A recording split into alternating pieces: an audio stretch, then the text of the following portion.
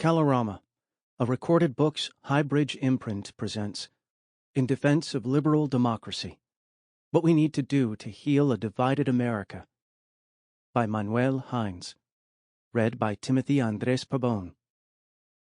Publisher's note: in this audio edition you will hear references to figures and tables present in the print and ebook formats of the book.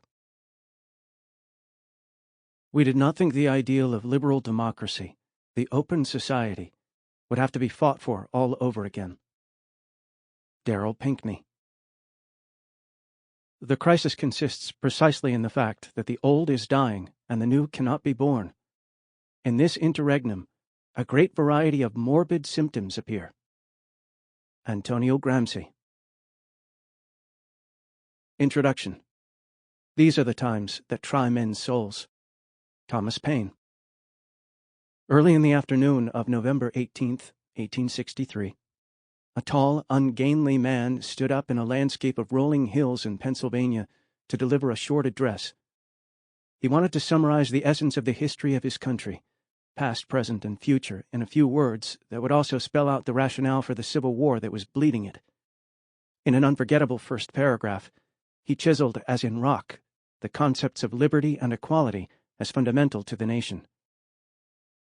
fourscore and 7 years ago, our fathers brought forth on this continent a new nation, conceived in liberty, and dedicated to the proposition that all men are created equal.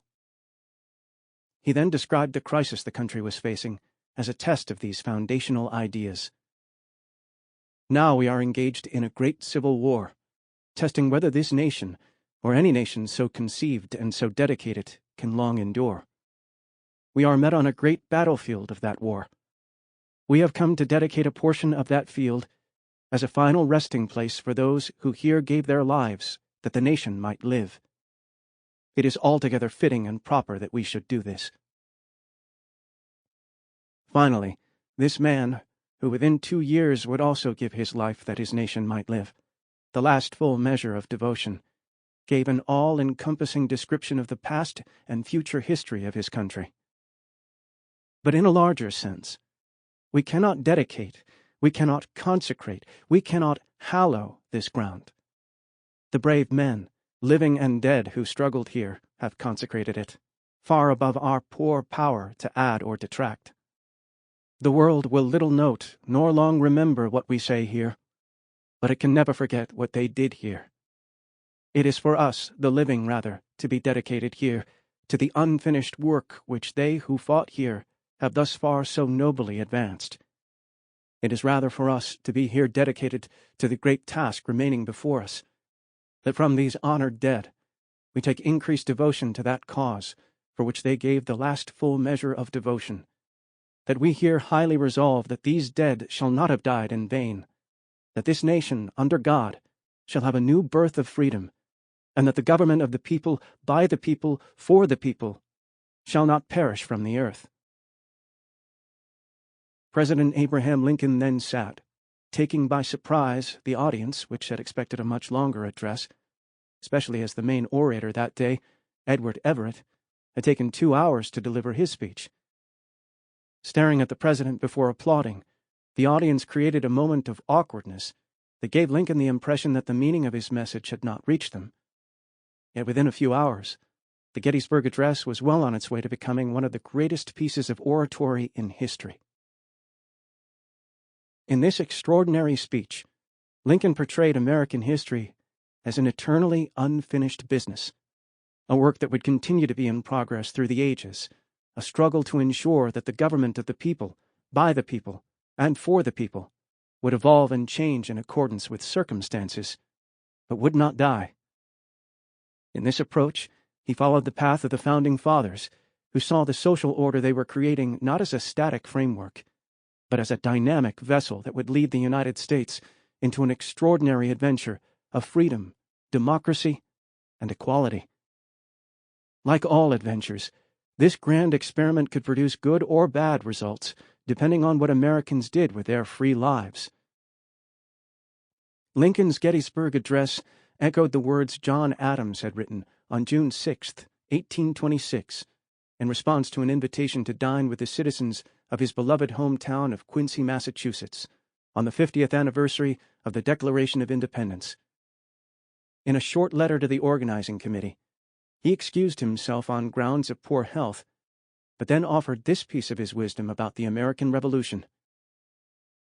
A memorable epoch in the annals of the human race, destined in future history to form the brightest or the blackest page according to the use or abuse of those political institutions by which they shall, in time to come, be shaped by the human mind. Like Lincoln 37 years later, Adams put the responsibility for the outcomes of the new American social order squarely on the shoulders of American citizens. He and his comrades did not pretend to have created a perfect system, a static structure, a utopia that would automatically direct its citizens to do the right thing and attain perfection.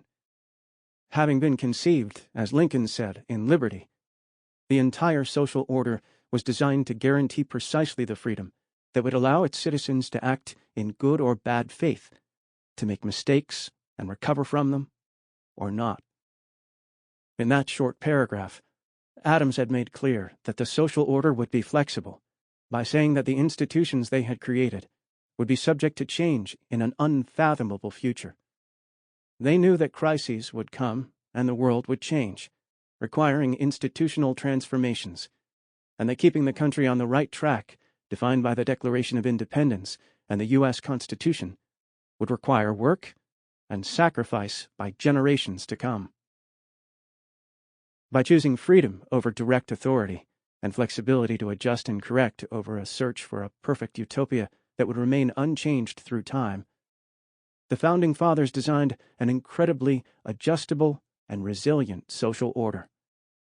No political system from that period survived without change into the 21st century, except the one they established in the United States. Loose enough to allow for unprecedented freedom, the American social order has resisted 3 great crises, each followed by momentous and unforeseeable changes that radically transformed the life of the country. The crisis of the 1770s and 1780s led to the creation of the institutional setting of American liberal democracy, the social order that would hold the country together through the first stage of the Industrial Revolution. This social order then survived the second crisis, the Civil War, and with substantial institutional changes, prepared the country to absorb successfully the second stage of the Industrial Revolution, driven by heavy machinery, electricity, the internal combustion engine, and ultimately air travel and advanced telecommunications. Of course, Lincoln did not know this change was coming, but he trusted the flexibility of the spirit of freedom to handle whatever might follow. The third crisis, the Great Depression, again put the United States in danger of being split apart, not geographically, but socially, economically, and politically. That economic disaster pushed people in the United States and throughout the world to consider changing the basis of liberal democracy, abandoning freedom for stability, perpetual dynamism for static order. Many countries moved in these directions with disastrous results. The United States sailed into this dark storm, not knowing what it would find on the other side, yet it continued to trust that the legacy of freedom, equality, and individual rights inherited from the Founding Fathers and maintained by generations since would keep its citizens safe and creative while navigating these treacherous waters. The sailing was not easy. Production and employment fell by a quarter in the early 1930s, recovered only weakly in the middle years of the decade, and then again plunged in 1937 and 1938. It seemed that the country had lost its knack of creating wealth in the midst of freedom. In 1937, when the country was sinking into a depression within the Great Depression after a weak recovery, Henry Morgenthau, Jr., the Treasury Secretary, feeling the fear taking hold of the country again, told President Roosevelt that his son had asked him what exactly would be the correct New Deal response to this second floundering. What had the New Deal achieved exactly? Morgenthau told Roosevelt that he had told his son that the United States had come through this terrific turmoil, and the individual in this country still had the right to think, talk, and worship as he wished. This point was the essence of the American dream, which had remained unaltered since the inception of the country. Yet the crisis did not end there. There were still 8 years of economic hardship and world war to endure. But by that time, it was already clear that the social order created by the Founding Fathers had succeeded again, and that democracy was progressing toward ever greater triumph. The world that emerged from World War II was radically different from that which had preceded the Great Depression. Again, the country's institutional setting changed to accommodate this new world, which witnessed the United States becoming the most powerful country on the planet. The vessel invented by the Founding Fathers had delivered what was expected from it, not automatically, but because the people had trusted it and fought for it. A fourth crisis is brewing. The United States, in fact the entire world, is again facing times that try men's souls. Like the first 3 crises, this one is emerging from deep changes taking place in society, so deep that they demand changes in the institutional setting.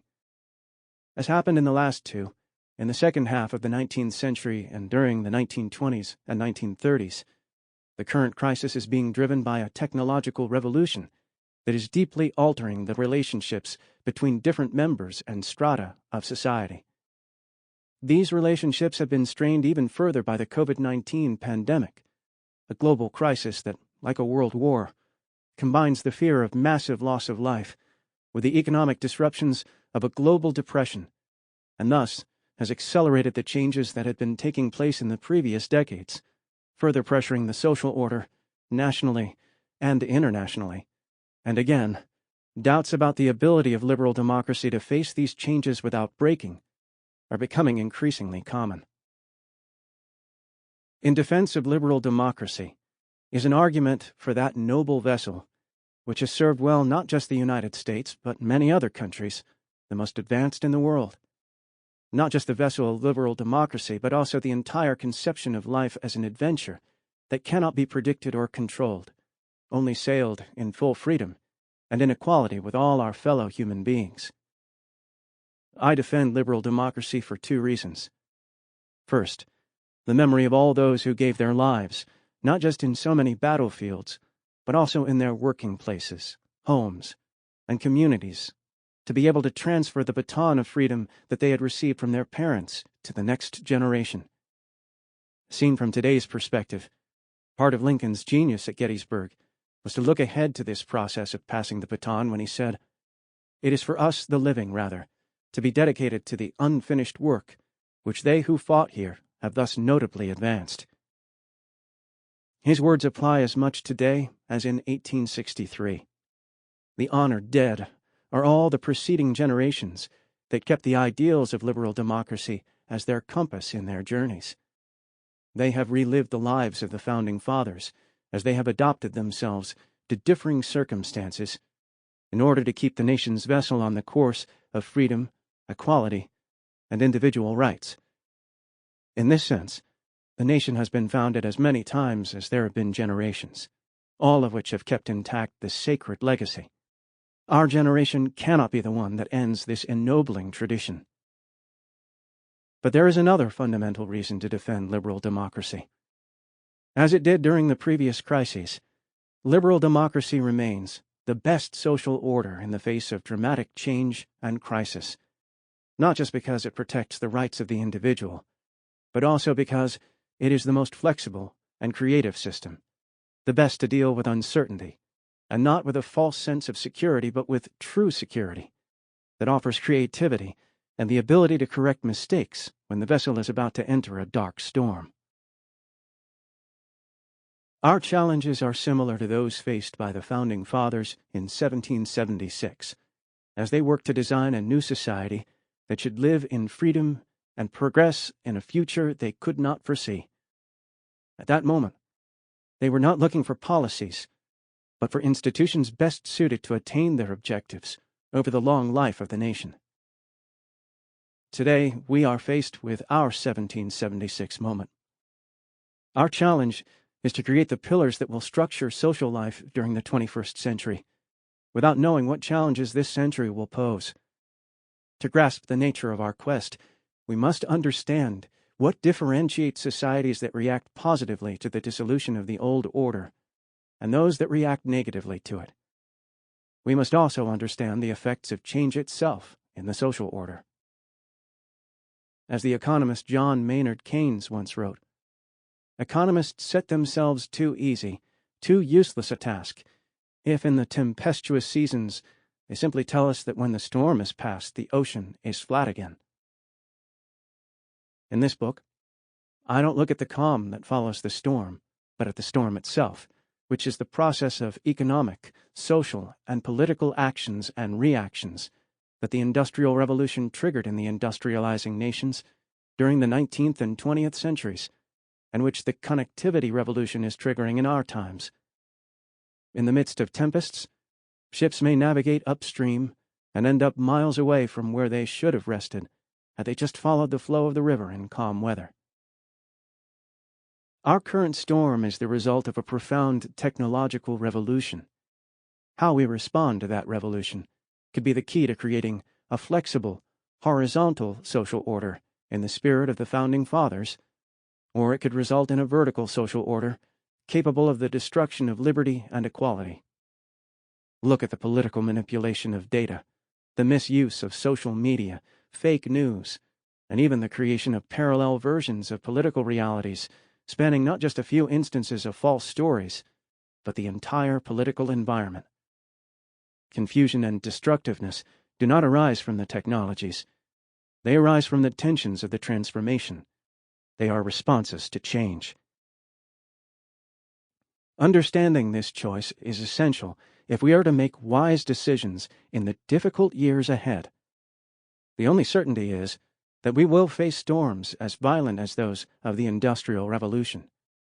When making decisions regarding our direction, we must take into account that the storms will be there and will obstruct whatever action we take.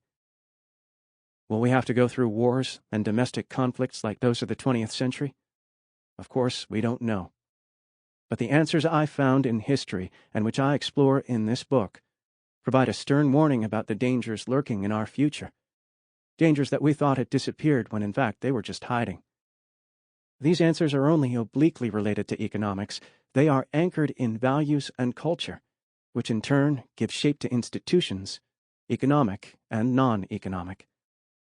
As it has been in the past, it will be in the future. Our values will shape the future. Part 1. But the crisis unfolds today ever more strikingly, and no cosmopolitan rhetoric can prevent or eliminate it. It is, in its depths, the inescapable contradiction of liberal individualism and democratic homogeneity. Carl Schmitt. 1. Far from equilibrium. A population undergoing drastic change is a population of misfits, and misfits live and breathe in an atmosphere of passion. Eric Hoffer.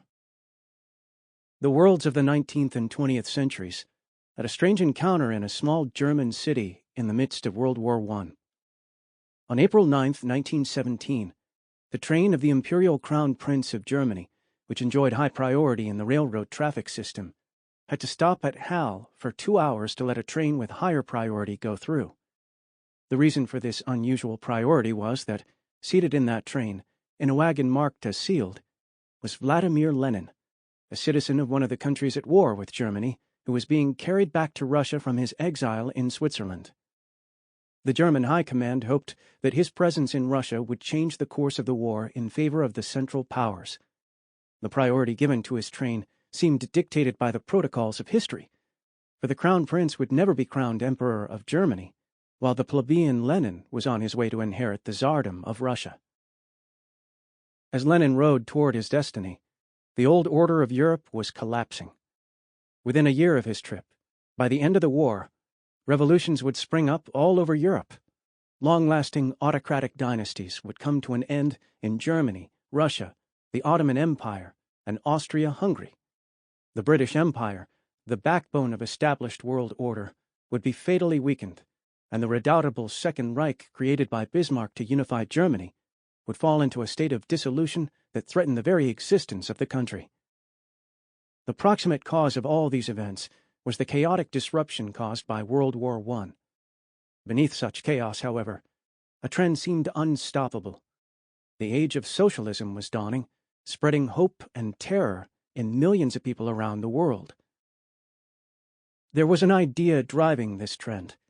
Capitalism was dead, killed by the wide differences in wealth and income that emerged from it, by the rough instability it elicited in economic activities, and by the secular stagnation that led to high levels of unemployment.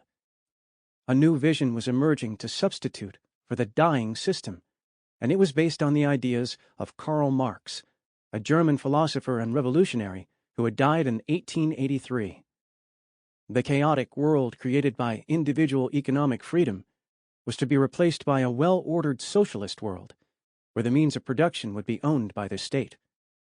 Without private property, greed would disappear, allowing the government to make rational economic decisions for the good of all members of society.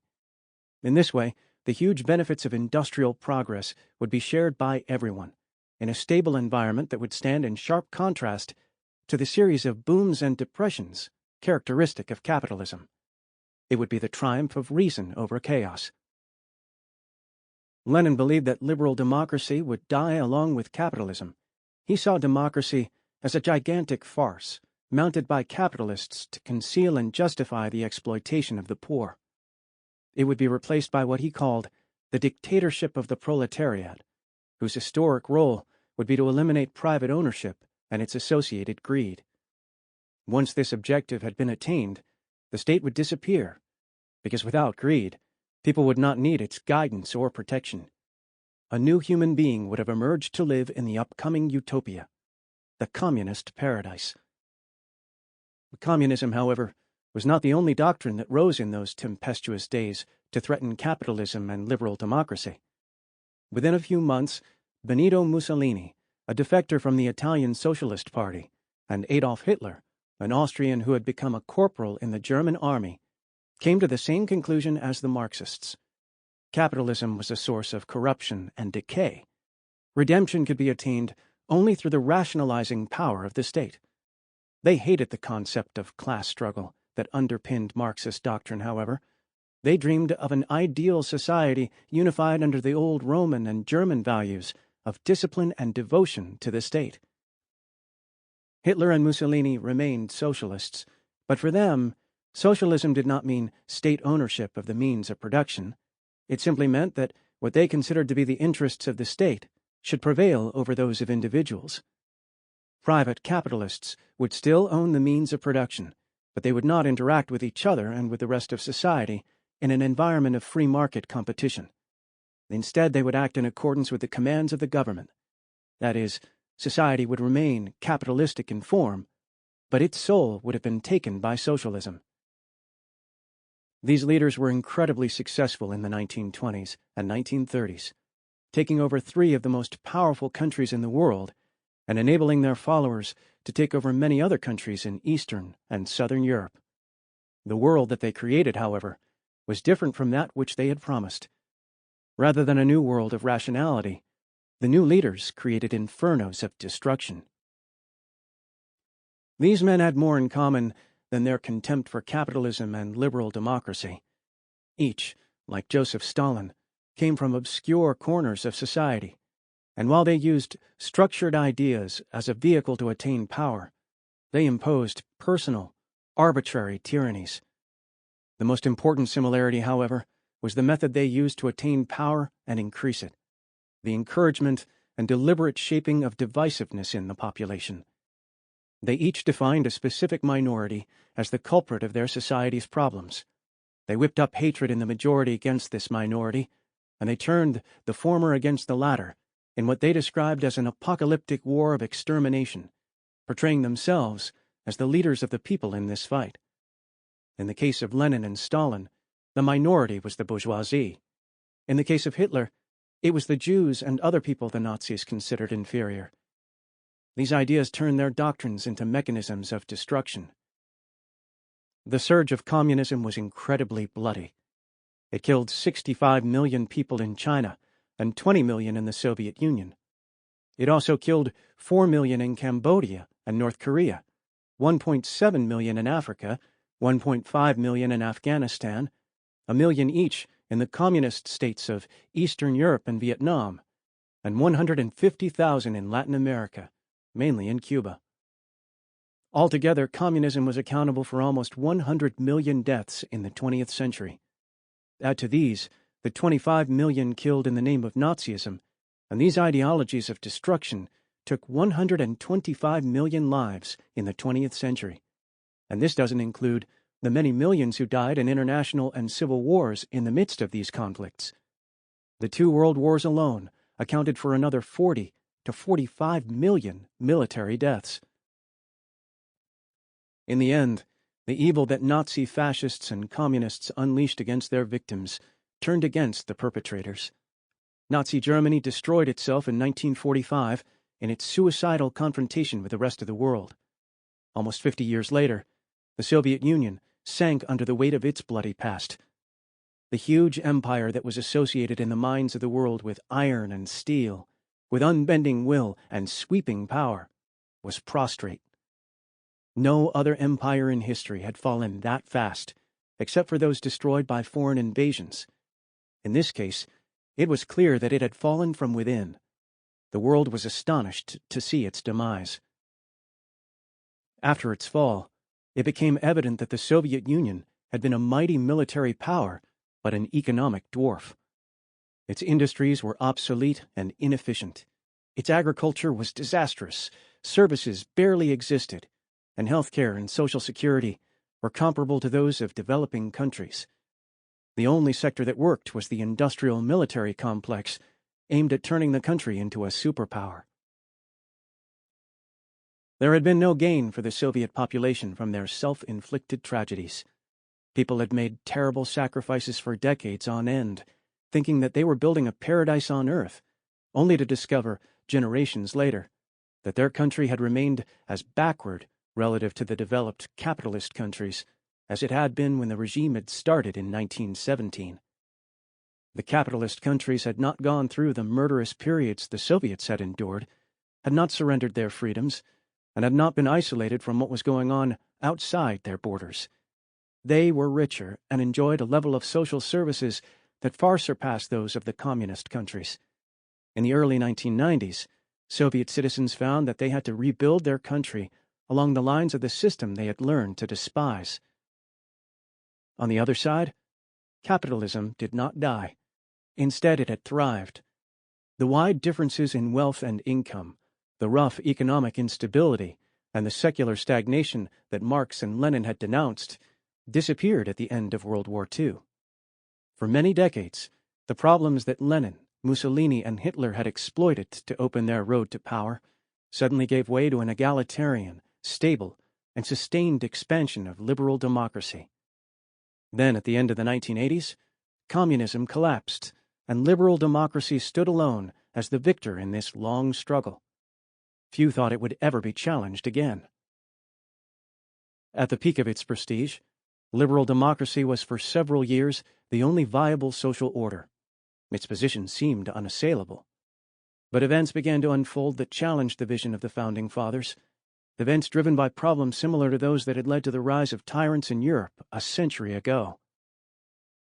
These events have not been isolated. They are evidence of trends that started well before the COVID-19 pandemic, which has just accelerated them.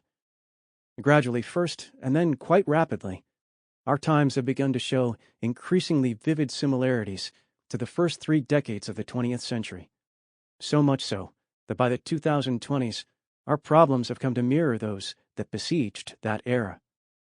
These problems include widening gaps in the distribution of income and wealth, economic instability, growing political polarization, stiff divisiveness over a broad range of social and political issues, the fragmentation of world order, and a shift in the social and political mood toward pessimism. In many quarters, these problems are being blamed on liberal democracy. We are now witnessing the rise of authoritarian leaders who obtain power by fostering hatred against minorities. For most of the latter half of the 20th century, political success was based on unifying societies. But now there are many politicians who believe that the path to power is based on creating divisiveness, like the leaders of the destructive regimes of the past. The COVID-19 pandemic has enabled many hitherto democratic governments to acquire power. Sample complete. Ready to continue?